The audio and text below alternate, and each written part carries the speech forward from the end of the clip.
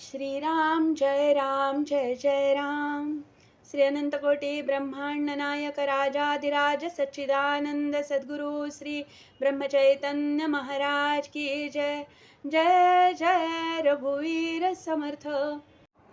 श्रीराम। श्री ब्रह्मचैतन्य गोंदवलेकर महाराज प्रवचन 25 एप्रिल।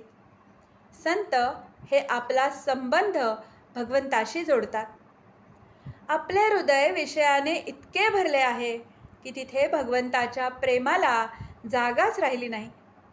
बरे, भगवंताचे प्रेम मुद्दाम तिथे घातले तर ते आत न राहता बाहेर पडते आणि वाऱ्यावर उडून जाते। सामानाने गच्च भरलेली जशी एखादी खोली असते तसे आपले हृदय आहे। या हृदयाचा संबंध भगवंताशी जोडण्यासाठी आपल्या हृदयातले सामान म्हणजे विषय खाली करून त्याच्या जागी भगवंताचे प्रेम भरणे जरूर आहे। साधारणपणे आपला अनुभव असा आहे की एखादी वस्तू आपल्याला पुष्कळ आणि पुन्हा पुन्हा मिळाली तरी तिचा वीट येतो, म्हणून जी वस्तू आपल्याला कितीही मिळाली तरी तिचा वीट येणार नाही अशी वस्तू आपण मिळवावी। अशी अवीट असणारी वस्तू एकच आहे, ती म्हणजे भगवंत होय।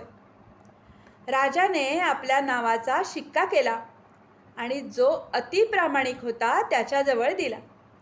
त्याप्रमाणे भगवंताने आपले नाम संतांना दिले, त्यामुळे संत जे करतील त्याला मान्यता देणे भगवंताला जरूरच आहे। आपण आणि संत यांच्यामध्ये मनुष्य या दृष्टीने फरक नाही, पण फरक आहे तो हा की संत हा जसे बोलतो तसे वागतो, तर आपण बोलतो चांगले आणि वागतो मात्र त्याच्या उलट। आपल्या स्वार्थाच्या आड कोणी आले की आपण वाईट बोलतो।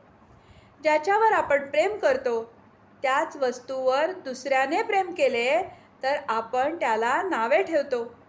आपण नुसती नीतीची तत्वे जेव्हा सांगतो तेव्हा अगदी चांगले बोलतो, पण वागताना मात्र उलट वागतो। यासाठी आपण अशी कृती करूया की आपल्याला नंतर तसे बोलता येईल। गाडीत बसायला मिळावे म्हणून काही कोणी गाडीत बसत नाही, तर आपल्या स्टेशनाला जाण्यासाठीच मनुष्य गाडीचा आधार घेतो। तसा मोठमोठ्या संतांनी प्रपंच केला खरा, परंतु तो सुखासाठी केला नाही। आपल्या वृत्तीपासून न ढळता इतरांना तारण्याचे काम संतांनी केले। बुडणाऱ्या माणसाला जसा दोरीचा आधार द्यावा त्याप्रमाणे संतांनी आपल्याला परमात्म्याचा आधार दिला।